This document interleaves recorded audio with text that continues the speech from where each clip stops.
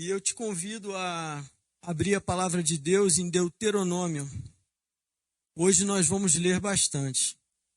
Deuteronômio, capítulo 5. Nós vamos estar passando por vários textos hoje. Hoje é dia da gente meditar na palavra e ler bastante. Amém?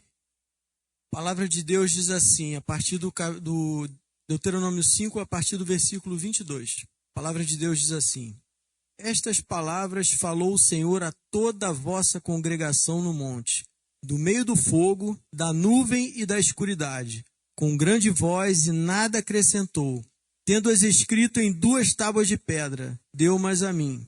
Sucedeu que, ouvindo a voz do meio das trevas, enquanto ardia o monte em fogo, vos achegastes a mim, todos os cabeças das vossas tribos e vossos anciãos. E dissestes: Eis aqui o Senhor, nosso Deus, nos fez ver a sua glória e a sua grandeza, e ouvimos a sua voz do meio do fogo. Hoje vimos que Deus fala com o homem e este permanece vivo. Agora, pois, por que morreríamos? Pois esse grande fogo nos consumiria. Se ainda mais ouvíssemos a voz do Senhor, nosso Deus, morreríamos. Porque quem há de toda a carne que tem ouvido a voz do Deus vivo falar do meio do fogo, como nós ouvimos e permanecido vivo? Chega-te e ouve tudo o que disser o Senhor nosso Deus, e tu nos dirás tudo o que te disser o Senhor nosso Deus, e ouviremos e o cumpriremos. Ouvindo, pois, o Senhor as vossas palavras, quando me faláveis a mim, o Senhor me disse: Eu ouvi as palavras desse povo, as quais te disseram, em tudo falaram eles bem. Quem dera eles tivessem tal coração, que me temessem e guardassem em todo o tempo todos os meus mandamentos, para que bem lhes fosse a eles e a seus filhos para sempre. Vai, dize-lhes, tornai-vos as vossas tendas. Tu, porém, fica aqui comigo, e eu te direi todos os mandamentos, estatutos e juízos que tu lhes há de ensinar, que cumpram na terra, que eu lhe darei para possuí-la. Amém? Podeis assentar, igreja. Nós estamos vivendo um mundo hoje, um tempo em que a produtividade é o que fala mais alto. Nós temos que render muito, fazer o máximo com o mínimo. Dar o máximo de nós com o mínimo de investimento em nós. Um tempo em que a velocidade fala mais alta e nós temos sido muito ajudados e muito abençoados com a internet. Velocidade ajuda, tem nos ajudado e tem nos conduzido. Mas essa produtividade toda, esse ritmo acelerado, também traz a nós ansiedade. E também nos dificulta muito em esperar. Hoje eu sou de uma geração em que eu tenho uma certa idade, 53 anos. E eu posso falar de algumas gerações. E eu sou de uma geração em que eu vi surgir aquele Teletrim, eu vi surgir o telefone celular, eu vi surgir algumas coisas que não existiam e que hoje aceleram o processo da nossa vida. E alguns de vocês também viram surgir muitas tecnologias que aceleram o processo. Hoje, as nossas crianças, cada vez mais cedo, elas têm acesso a uma tela. E a resposta vem em um clique, assim para elas como para nós. Nossos filhos, eles têm a ansiedade deles resolvida com um clique. As respostas para as nossas perguntas têm vindo através de um clique. E é tudo muito rápido, tudo muito dinâmico. E quando algo não acontece dessa forma, nós nos estressamos. Eu, por exemplo, sou capaz de esperar 10 minutos em pé numa fila, mas tenho dificuldade de esperar 30 segundos se começar a rodar aqui, eu apertar o botão e o negócio não funcionar. O processador tem que ser muito bom, porque senão eu me irrito. E isso não vale só para mim, isso vale para todos. E eu quero puxar na memória de vocês aqui o seguinte, irmãos. Lembram daquele tempo em que nós éramos crianças E hoje eu chamo isso de ócio criativo. Às vezes nós não tínhamos nada para fazer. E naqueles momentos surgiam as melhores brincadeiras. Porque nós éramos levados a pensar, a criar brincadeiras com nada. Não tínhamos brinquedos eletrônicos tão legais. Não tínhamos.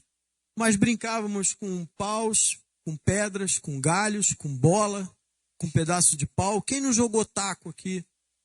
Tantas brincadeiras, tantas coisas que eram criadas e que hoje não são. Hoje, as nossas crianças, assim como nós, assim como o André, que não consegue esperar 30 segundos, as nossas crianças, elas não conseguem ficar paradas nem um pouquinho. A gente precisa entregar uma tela para ela, para que ela tenha aquele tempo, ela seja respondida na ansiedade dela. Isso tem envolvido a gente de uma forma tão profunda que a gente está terceirizando até nossos relacionamentos através da tela. Hoje, até a ligação, que há um tempo atrás foi a modernidade, nós vimos surgir o celular, a gente evita ligar para as pessoas e a gente passa mensagem. E eu acho que isso assim é quase que o final dos tempos, porque através da voz você ainda sente a pessoa, você não olha no olho, mas pela voz você fala, pô, você não está legal, que voz é essa? O que está acontecendo? Agora, através da escrita, é muito difícil. Quem aqui nunca foi mal interpretado por algo que escreveu no WhatsApp? Eu acho que todo mundo já passou por essa experiência. E nós temos terceirizado o nosso relacionamento para as telas. E pior do que isso, nós temos criado personagens através dessas telas. Nós temos os perfis das redes sociais, em que a gente só posta o que é legal, o que é bom, aquela vida maravilhosa, faraônica, gente que perde a vida porque quer tirar um ângulo melhor de foto, cai do penhasco lá e coisas assim absurdas. Ao invés, a nossa foto do WhatsApp, hoje muita gente usa um avatar. O que é um avatar? É um personagem criado. E isso vem se aprofundando e isso vem chegando aqui. A gente vem terceirizando todos os nossos relacionamentos. E a gente começa a culpar os outros pela fragilidade do nosso relacionamento. E esta passagem que nós lemos, ela retrata um momento em que Deus chamou Moisés e o povo. Deus iria falar a Moisés, mas ele queria que o povo visse a manifestação da glória dele e que o povo ouvisse ele falando a Moisés. Só que o Deus relacional, que queria essa proximidade, ele não teve. Ele não teve o que ele queria. O povo rejeitou isso. E isso é falta de temor a Deus. Isso é falta do temor verdadeiro. O temor de respeito. O temor que faz a gente pensar. E não o temor que gera medo. Porque o povo teve medo. E o ser humano é assim. O ser humano, quando terceiriza, quando nós terceirizamos, quando nós temos medo de enfrentar o relacionamento, olho no olho, ou até mesmo ouvir a voz, nós estamos terceirizando nossos relacionamentos. E isso está acontecendo agora aqui dentro da casa de Deus. A gente terceiriza o nosso relacionamento através do pastor, através do líder, através do louvor ministrado. Quantas vezes a gente ouve irmãos falando, cara, mas não sei, eu estou meio assim, o pastor não fala comigo, ele assim, parece que não percebe que eu não estou num bom momento. Aí a culpa é do pastor, porque a gente não está naquele momento mais firme de relacionamento com Deus. A gente culpa as palavras pregadas. A gente fala que essa palavra não falou ao meu coração, não sei, eu tenho vindo, mas a palavra não tem me tocado e tudo. Mas como é que está o teu coração para receber essa palavra? A gente culpa até o louvor. Fala, eu não gostei desse louvor não, que o ministro tocou e tudo. Mas aí a gente esquece de se perguntar, ele não tocou louvor para a gente. O louvor foi para Deus. E nós estamos aqui para reverenciar a Deus. Então a gente não tem que gostar ou não gostar do louvor. A gente tem que louvar. E aí, qual a importância disso tudo para nós? Nós temos perdido a identidade, a nossa identidade como ser humano, mas também como filhos de Deus. E a minha oração essa noite é que eu e você, através da palavra de Deus, através dessa ministração aqui, nós possamos entender um pouco mais do que podemos e do que não devemos fazer, para que nosso relacionamento com Deus não seja terceirizado, assim como outros relacionamentos em nossa vida têm sido terceirizados. Eu me pego pensando que eu acho que os fundamentos do nosso relacionamento deveriam ser sempre o amor, a nossa santidade, a nossa separação da vida para Deus e a consagração das nossas vidas. Porque os princípios de Deus são eternos. Aquilo que ele falou lá atrás vale até hoje e se perpetua através da palavra dele. A gente vai estar vendo isso. E dentre tantos ensinamentos que a gente podia tirar desse texto, eu quero me prender a 2 princípios, tá? O quanto o pecado nos impede de viver essa palavra e o quanto é importante que a consagração da nossa vida esteja em dia, que a nossa vida esteja consagrada aos pés do Senhor, para que possamos viver esse relacionamento com Deus sem estar terceirizando, sem estar culpando e chamando a responsabilidade para o que é nosso, para a nossa parte. Eu quero te chamar a raciocinar comigo aqui, a pensar uma passagem que me chama muita atenção, que fala sobre esses 2 princípios que eu falei agora, que é o quanto o pecado nos impede e o quanto a consagração e a separação das nossas vidas são importantes para se relacionar a Deus, com Deus. São 2 princípios aqui que seguem caminhos diferentes, um impede e o outro ajuda. Mas na mesma passagem a gente consegue meditar nos 2. Eu te peço para abrir em Salmo 24. Salmo 24, nós vamos ler os versículos 3 e 5. É uma breve passagem que lembra o que a gente leu agora em Deuteronômio. A palavra de Deus diz assim, versículo 3. Quem subirá ao monte do Senhor? Quem há de permanecer no seu santo lugar? O que é limpo de mãos e puro de coração, que não entrega sua alma à falsidade, nem jura dolosamente. Este obterá do Senhor a bênção e a justiça do Deus da salvação. Quem subirá ao monte? Quem se aproximará? E mais importante do que isso, quem permanecerá no santo lugar? O que é limpo de mãos e puro de coração, este obterá a bênção. Abre agora, por favor, em Mateus 5, lá no Sermão do Monte. Especificamente no versículo 8. Olha como é que a palavra, os princípios eles permanecem e se perpetuam na palavra. Mateus 5, versículo 8, no Sermão do Monte, a palavra de Deus diz assim: bem-aventurados os limpos de coração, porque verão a Deus. Aí lembra agora do que a gente acabou de ler? Quem subirá no monte do Senhor? Quem há de permanecer no seu santo lugar?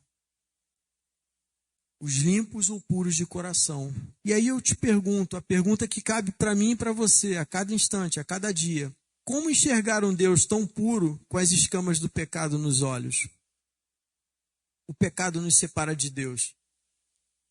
Assim como a consagração das nossas vidas nos aproxima e nos dá um relacionamento firme com Deus. Eu quero voltar agora àquele texto inicial de Deuteronômio para a gente entender um pouquinho mais o que a palavra de Deus diz sobre isso. Eu vou lá no versículo 22, olha só qual era a intenção de Deus e o que Deus queria quando ele começou a falar essas palavras. Lá no versículo 22 de Deuteronômio 5. Falou o Senhor a toda a congregação. Deus falou a todos. Não era especificamente para Moisés, era para que todos ouvissem. no meio do monte, no meio do fogo, da nuvem e da escuridade, com grande voz. Aí você fala, você pensa, poxa, o povo tinha motivo para temer, né? Imagina a escuridão, o monte pegando fogo e aquela voz com força de um trovão. Mas vamos seguindo e vamos raciocinando. Guarda essa imagem na tua cabeça. Na sequência, ouvindo a voz do meio das trevas, enquanto ardia o monte em fogo, vos achegastes a mim, todos os cabeças das vossas tribos. Guarda essa palavra, todos os líderes, todos os cabeças. Seguindo no 24. Eis aqui, e dissestes, eis aqui o Senhor nosso Deus, nos fez ver a sua glória e a sua grandeza, e ouvimos a sua voz no meio do fogo. Vimos que Deus fala com o homem e este permanece vivo. Aí você pergunta, por que aquele medo que eles sentiram? A gente vai chegar lá. Versículo 25. Agora, pois, por que morreríamos? Pois este grande fogo nos consumiria, se ainda mais ouvíssemos a voz do Senhor nosso Deus, morreríamos. Em outra versão, se continuássemos a ouvir a voz de Deus, morreríamos. Aí o 26, né? Porque quem há de toda a carne que tem ouvido a voz e permanecido vivo. 27. Presta atenção comigo nesse versículo 27, porque aí começa o negócio a mudar. Chega-te, aí o povo fala a Moisés, esses líderes que se reuniram e foram até Moisés, eles falam, chega-te e ouve tudo o que disser o Senhor nosso Deus, e tu nos dirás tudo o que te disser o Senhor nosso Deus, e o ouviremos, e o cumpriremos. O povo viu a imagem do fogo, o povo ouviu a voz de Deus nos trovões, e o povo, e lembra-te que Deus queria que eles ouvissem. Deus queria que eles vissem a manifestação da glória dele. E o povo falou, vai tu, Moisés. Vamos seguir, a gente vai construir esse raciocínio. E aí na sequência ele fala, né? Aí na sequência do 28. Ouvindo, pois, o Senhor as vossas palavras, quando me faláveis a mim, o Senhor me disse. E Moisés falando, eu ouvi as palavras desse povo, as quais te disseram, e em tudo lhes falaram bem. Deus aceita o que eles falaram. Aí olha o que 29, olha a tristeza. Deus falando, quem dera que eles tivessem tal coração que me temessem e guardassem em todo o tempo todos os meus mandamentos, para que bem lhes fosse a eles e a seus filhos para sempre. Deus queria que o povo ouvisse a voz e visse a manifestação da glória dele, não para o povo ter medo, mas para o povo temer, para o povo respeitar. Isso afastaria o povo do pecado. O temor a Deus afasta-nos do pecado. E Deus não queria que o povo se afastasse dele pelo medo. Deus queria que o povo se afastasse do pecado pelo temor. E aí na sequência, Deus fala no 30, vai, dize-lhes, tornai-vos as vossas tendas. Em Deus assim, eu imagino Deus falando, vai, deixa eles voltarem para a tenda. Aí no 31, olha o que ele fala para Moisés. Tu, porém, fica-te aqui comigo. Eu te direi todos os mandamentos, estatutos e juízos que tu hás de lhe ensinar, que cumpram na terra, eu lhe darei para possuí-la. Os 10 mandamentos, 4 falam de relacionamento com Deus e os outros 6 falam de relacionamento com os irmãos. Deus queria que eles ouvissem. Deus queria que eles ouvissem. E a prova disso está lá atrás em Êxodo. Em Êxodo, Deus havia oferecido uma aliança com o seu povo. Mas o povo teve consciência do pecado. E diferente de Isaías, aí são 2 situações, até o pastor Maurício já expôs algumas vezes aqui, a diferença entre arrependimento e remorso. Isaías, quando ele tem a visão de Deus, e aquela passagem maravilhosa em que ele fala, ele reconhece que está diante de um povo pecador, e ele também é pecador, está diante de um Deus santo. Olha a diferença. Isaías, quando percebe o seu pecado diante da pureza, da grandiosidade, da santidade de Deus, ele fala, e o que farei? Aí é aquela passagem que o santo toca no lábio dele com a brasa e ele é purificado. Isso é arrependimento. Ele reconhece como pecador e se arrepende. Agora o povo aqui sente um remorso, porque ele reconhece a santidade de Deus, se reconhece como pecador, mas o que ele faz? Em vez de perguntar o que ele pode fazer para permanecer ali, ele fala, vai tu, Moisés, vai tu, resolve lá e depois tu fala com a gente, que nós vamos obedecer. Será que conseguiriam? O povo reconheceu isso por medo de morrer. E o povo mandou Moisés em seu lugar. A pergunta que fica para mim e para você, quantas vezes nós estamos mandando alguém no nosso lugar? Quantas vezes nós estamos vindo aqui, estamos deixando que o pastor vá no nosso lugar, estamos deixando que o líder do ministério vá no nosso lugar, que a nossa esposa ore por nós, que o irmão ore por nós, que o grupo de orações, que a caixinha aqui, das orações, e nós estamos terceirizando nosso relacionamento com Deus, deixando que outros façam o que Deus deu para nós fazermos. Eu quero lembrar vocês agora da aliança que Deus ofereceu ao povo. Abre, por favor, em Êxodo 19. Vamos ler a palavra. Está tudo aqui. Êxodo 19, a partir do versículo 1. Amém? No terceiro mês da saída dos filhos de Israel da terra do Egito, no primeiro dia desse mês, vieram ao deserto no Sinai. Ou seja, logo depois daquelas maravilhas todas, das 10 pragas que o povo tinha acabado de sair do Egito. Tendo partido de Refidim, vieram ao deserto do Sinai, no qual se acamparam. Ali, pois, se acampou Israel em frente do monte. Subiu Moisés a Deus, e do monte o Senhor lhe chamou e disse: assim falarás à casa de Jacó e anunciarás aos filhos de Israel. Tendo visto o que fiz aos egípcios, como vos levei sobre asas de águia e vos cheguei a mim, presta atenção aí, versículo 5. Agora, pois, a condicional, se diligentemente ouvirdes a minha voz, guardares a minha aliança, então sereis a minha propriedade peculiar dentre todos os povos, porque toda a terra é minha. Deus queria que o povo ouvisse a voz. Vós me sereis reino de sacerdotes e nação santa. São estas as palavras que falarás aos filhos de Israel. Veio Moisés, chamou os anciãos, os líderes do povo, como falamos antes, e expôs diante deles todas essas palavras que o Senhor lhe havia ordenado. Então o povo respondeu a uma: tudo o que o Senhor falou, faremos. E Moisés relatou ao Senhor as palavras do povo. Disse o Senhor a Moisés: eis que virei a ti numa nuvem escura, para que o povo ouça quando eu falar contigo, e para que também creiam sempre em ti. Moisés tinha anunciado as palavras do Senhor ao seu povo. O povo sabia que Deus viria no monte. O povo sabia que Deus iria falar. Ninguém foi pego de surpresa. Na sequência, disse também o Senhor a Moisés: vai ao povo e purifica-o, hoje e amanhã. Lavem eles as suas vestes. Estejam prontos para o terceiro dia, porque no terceiro dia o Senhor, à vista de todo o povo, descerá sobre o monte Sinai.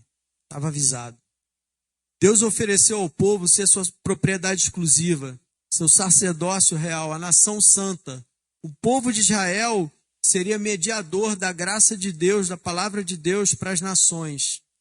Mas a infelicidade desse povo foi no momento de que reconheceu o seu pecado, ele não temeu, ele teve medo, ele não se arrependeu, ele teve remorso. Ele falou: vai, Moisés, resolve lá com Deus e fala-nos tu. O povo teve medo de morrer na presença de Deus em função do seu pecado, apesar de Moisés ter dito que isso não aconteceria. Agora, abre em Êxodo 20, 2 versículos, 19 e 20.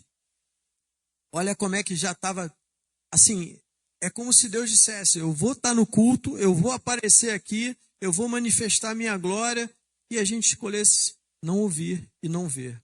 Êxodo 20, versículo 19 e 20. Disseram a Moisés, aquela passagem: fala-nos tu e te ouviremos, porém não fale Deus conosco para que não morramos. Olha o 20. Respondeu Moisés ao povo: não temais, Deus veio para vos provar e para que o seu temor esteja diante de vós, a fim de que não pequeis. Deus queria apenas o temor e o respeito. Vamos seguindo nosso raciocínio. Vamos lá para Deuteronômio 5 de novo. Vamos voltar para a nossa passagem inicial. Versículo 28 agora. Deuteronômio 5, versículo 28. Olha lá. Ouvindo, pois, o Senhor as vossas palavras, quando me faláveis a mim, o Senhor me disse: eu ouvi as palavras desse povo, as quais te disseram. Em tudo falaram eles bem. Como o povo não se arrependeu, o povo teve remorso, o povo não teve temor no sentido de respeito a Deus, o povo teve medo de morrer, Deus permitiu. Deus falou, Deus sabia que isso ia acontecer, né? Versículo 29, olha o que Deus fala. Quem dera que eles tivessem tal coração que me temessem ou que me respeitassem e guardassem todo o tempo todos os meus mandamentos, para que bem lhes fosse a eles e a seus filhos para sempre. Essa era a intenção de Deus. Olha o 30, como eu já li aqui. Vai, diz-lhes, tornai-vos as vossas tendas, deixa eles irem então. Tu, porém, fica aqui comigo. Fica aqui, Moisés, e eu te direi todos os mandamentos, estatutos e juízos. E então, como faltou então aqui, né? E juízos que tu há de lhes ensinar, para que cumpram na terra que eu lhes darei para possuí-la.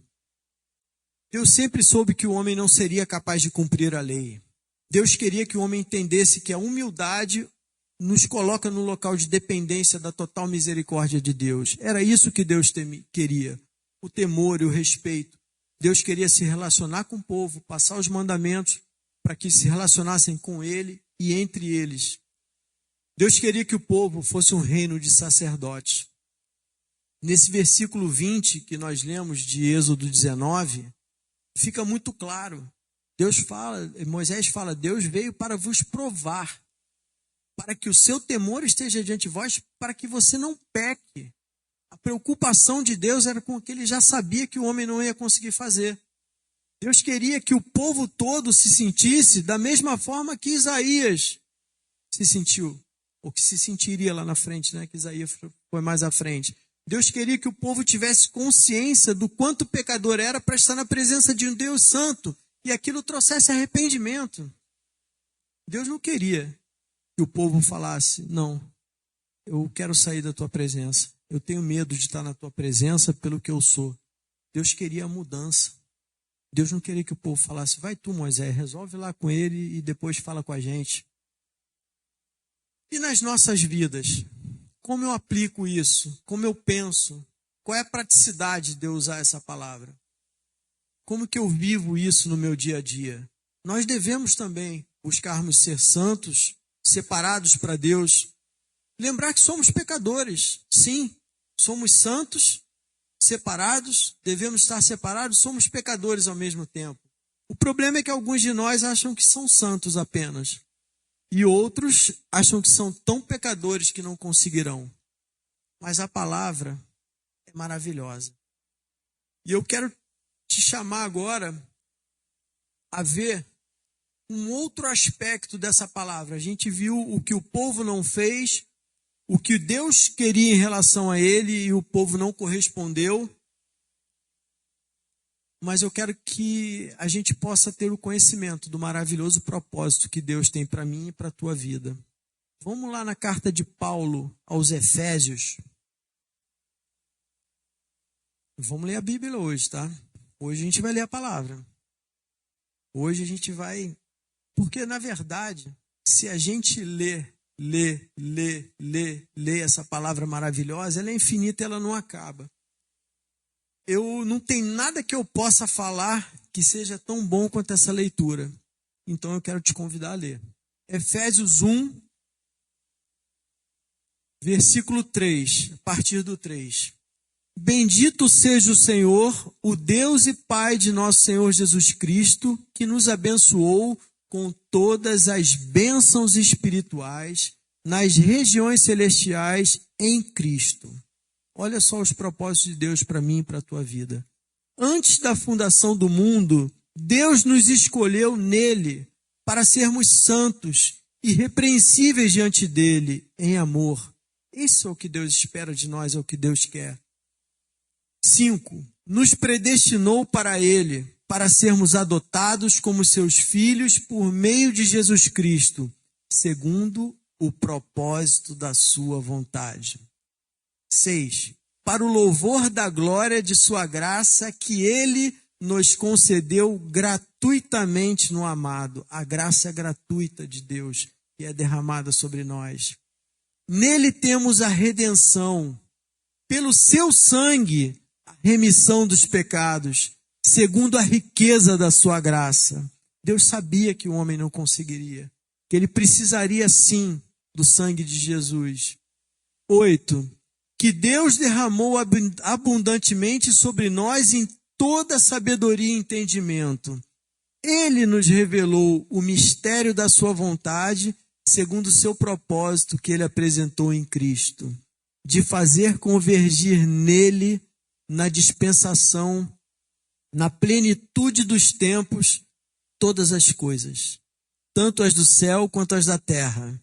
Em Cristo, fomos também feitos herança, predestinados segundo o propósito daquele que faz todas as coisas conforme o conselho da sua vontade, a fim de sermos para louvor da sua glória, nós, os que de antemão esperamos em Cristo. Nele também vocês, que depois que ouviram a palavra da verdade, glória a Deus, o evangelho da salvação, tendo nele também crido, receberam o selo do Espírito Santo da promessa. O Espírito Santo é o penhor da nossa herança, até o resgate da sua propriedade em louvor da sua glória. Veja quanta coisa rica tem nesse texto. Esse é o propósito de Deus para nós. Sermos sacerdócios, sermos povo dele, somos predestinados, temos uma herança com ele. O Espírito Santo nos selou, e o Espírito Santo é o penhor, é o que faz valer essa promessa. A salvação para a vida pecaminosa, a salvação do que nos separa de Deus, é receber a Cristo, pois através dele temos livre acesso ao Pai. O véu do templo se rasgou. Nós não precisamos terceirizar o nosso relacionamento. Somos sacerdotes, todos nós. Vamos direto, temos livre acesso por meio de Cristo. Mas somente por meio de Cristo podemos ser santos aos olhos de Deus. E essa palavra é tão maravilhosa, a palavra de Deus é tão maravilhosa que ele faz uma promessa, ele propõe uma aliança, ele se revela ao povo para que o povo tenha temor, porque ele sabia que o povo iria pecar. Ele dá o Espírito Santo e ele nos dá Jesus Cristo, que nos ajuda a viver essa palavra, porque não é fácil. A nossa caminhada não é fácil. Diante de tudo que nós temos, é muito complicado.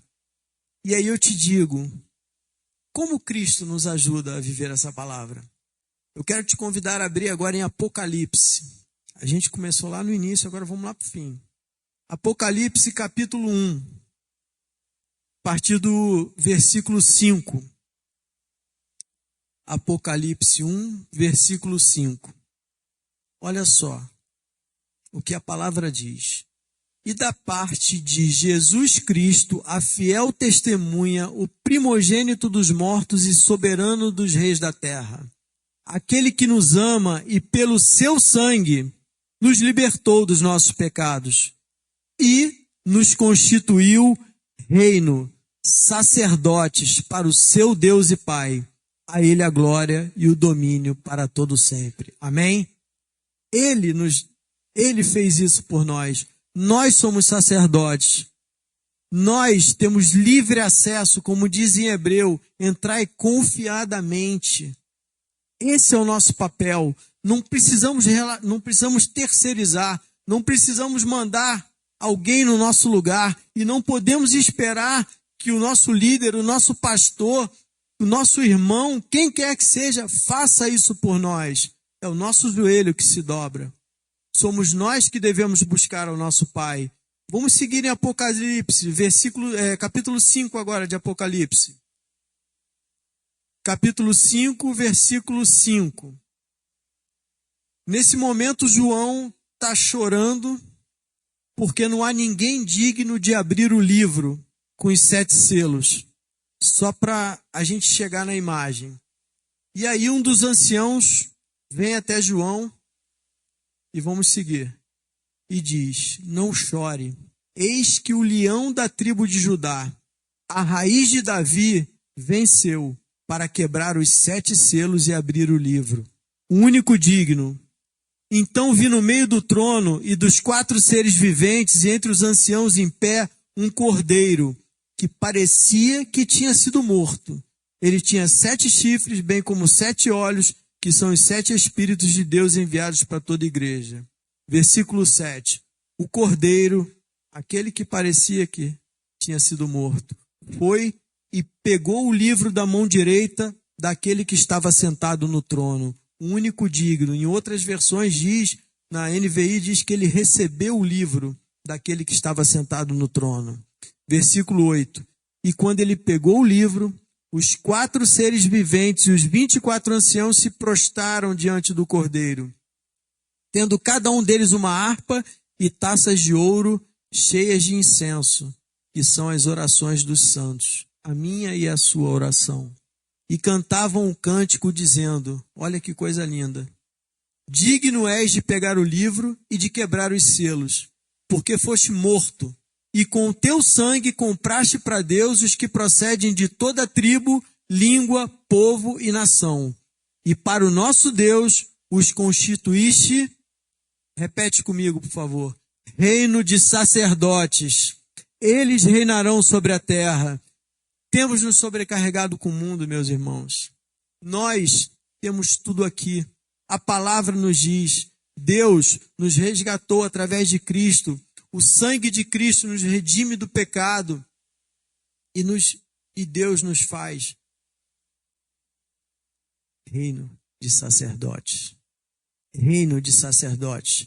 Para que eu e você tenhamos livre acesso, para que eu e você não temamos entrar na presença dele, para que nós não tenhamos o temor gerado pelo medo, mas que nós possamos entrar na presença dele com temor que gera respeito, com temor que gera a vontade de perguntar, como foi Isaías: e agora?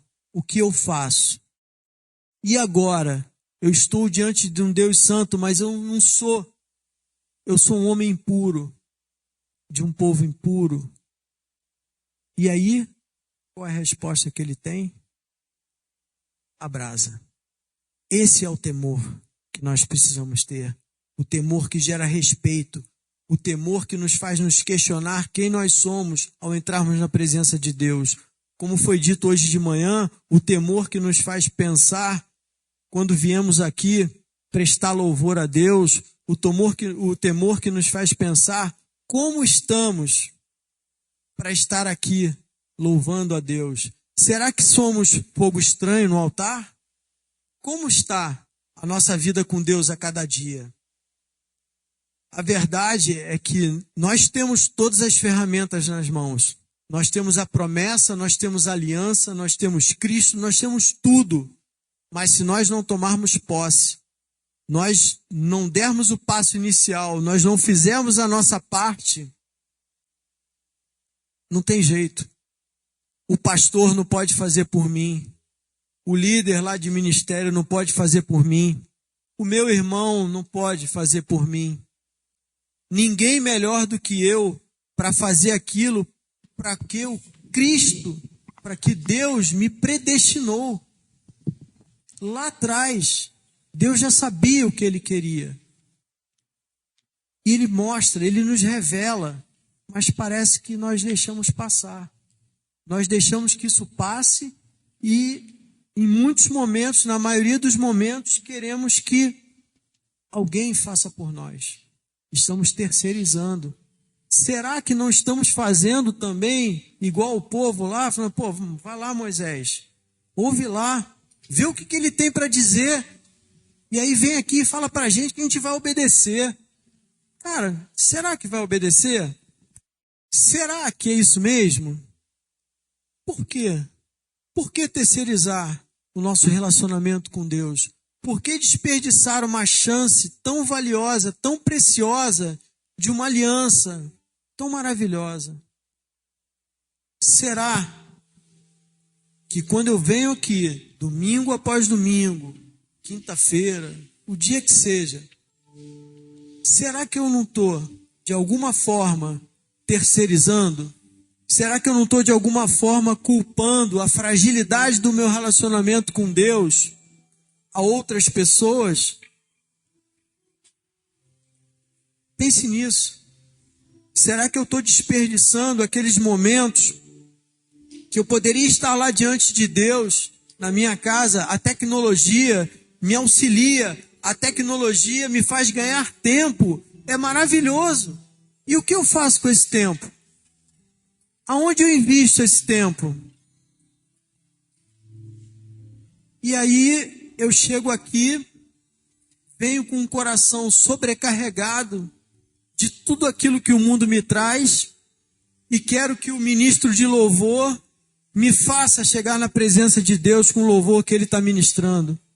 Eu quero que o pastor me faça chegar na presença de Deus com a palavra que ele está ministrando. Eu quero que o irmão ore por mim. Não é isso que Deus quer.